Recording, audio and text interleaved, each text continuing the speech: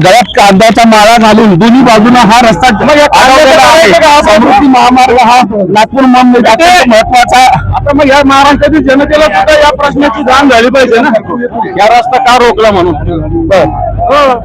या तुमच्या आंदोलनाची दखल सरकार घेईल असं वाटतं का? जोरदार घोषणाबाजी सुरू आहे, यावीच लागेल. एवढे लोक शेतकरी आता तुम्हाला पोलीस घेऊन जात आहेत,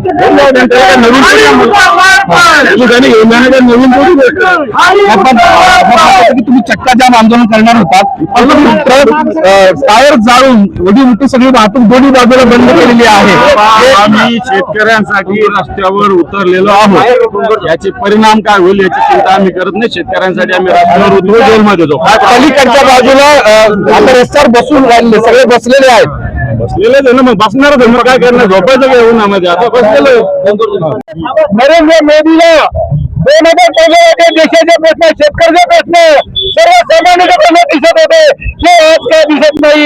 पेट्रोलचे भाव हो, डिझेलचे भाव हो, डॉलर देशची किंमत त्याची आहे, इज्जताची. आता कुठे गेली त्यांची इज्जत किंमत? शेतीमाला भाव मिळत नाही, परकेच्या 100च्या घरात गेलं. आता काही समजत नाही का ही महागाई काय वाढली? अमेरिकेच्या तेल का घेतात? अमेरिका म्हणजे तसं काय वाटतंय? इराण खूप स्वस्त तेल करत असताना, उदाहरण भेटत असताना, सबसिडी भेटत असताना काय घेत नाही याचं काय शोधलं पाहिजे. हा अनपढ माणूस 70 वर्ष त्याच्यामुळे देश हा बर्बादच्या खतावर आले आहे. आता इथून पुढे देशाचं वाटोळ झाल्याशिवाय राहणार नाही असं माझं मत आहे. शेतीमाल आयात करून परकेश्वरून जाते. 2014 पासून या माणसांनी 73 रुपये केले, 93 केले, ते देश घेणला 73 घेणला आणि 815 कोटी रुपये परकेश्वरून दिले. विमान स्वतः करताना 8,000 8,500 कोटी विमान वगैरे, यामध्ये परकेश्वरून होत नाही का? परकेचे वाचवतात स्वतः खुद माणसानं स्वतः आचरण केलं पाहिजे. प्रभू रामचंद्राचं आचरण करतात, आचरण महत्वाचं आहे, नाव घेणं महत्वाचं नाही.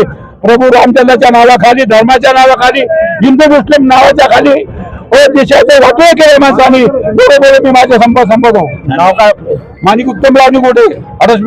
लाख रुपये या आंदोलनामधून शेतकऱ्यांना योग्य न्याय मिळाला पाहिजे, याच आमच्या भावना असून शेतकऱ्यांना कमीत कमी 25 ते 30 रुपये हमी भाव शासनाने दिला पाहिजे.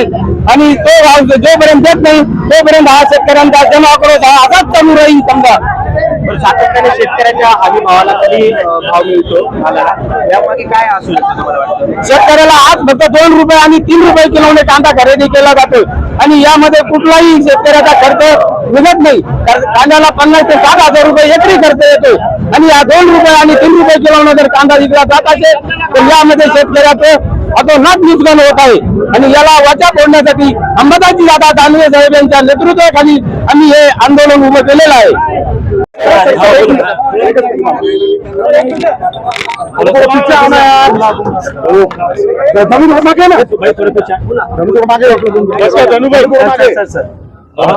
रस्ता रोको झालेला आहे, त्याच्यामध्ये आम्ही त्यांना याआधीच परवानगी नाकारलेली होती, परंतु त्यांनी आमचं न ऐकता रस्ता रोको केलेला आहे. तसे रस्त्यावर टायर वगैरे जळले, त्या याच्यामध्ये आम्ही कायदेशीररित्या जो गुन्हा दाखल होतो त्याच्यामध्ये आम्ही गुन्हा दाखल करणार आहे. परवानगी आम्ही याची परवानगी चक्काजामची दिलेली नाही आणि सदरचा जो महामार्ग आहे हा कंटिन्यू वाहणार आहे. लोकांची यामुळे अडचण निर्माण झाली, त्यामुळे आम्ही याच्यामध्ये गुन्हा दाखल. किती लोकांना तुम्ही ताब्यात घेतलं? आता आम्ही 20 ते 22 लोकांना ताब्यात घेतलेला आहे. त्याच्यामध्ये आमदार साहेब आहेत, त्यांचे कार्यकर्ते आहेत, तसे काही पंचायत समिती मेंबर, झेडपी सदस्य हे देखील आहेत. मैंने शिवसेना रस्त्यावर उतरलेली. हा समृद्धी महामार्ग शिवसेनेनं दोन्ही बाजून आज जाम केलेला आहे, कारण कांदा उत्पादक शेतकरी त्रस्त आहे. या कांदा उत्पादक शेतकऱ्याला न्याय देण्यासाठी माननीय उद्योजकांच्या नेतृत्वाखाली आम्ही आज रस्त्यावर उतरलो. या कांदा उत्पादक शेतकऱ्याला न्याय मिळाल्याशिवाय आम्ही राहणार नाही.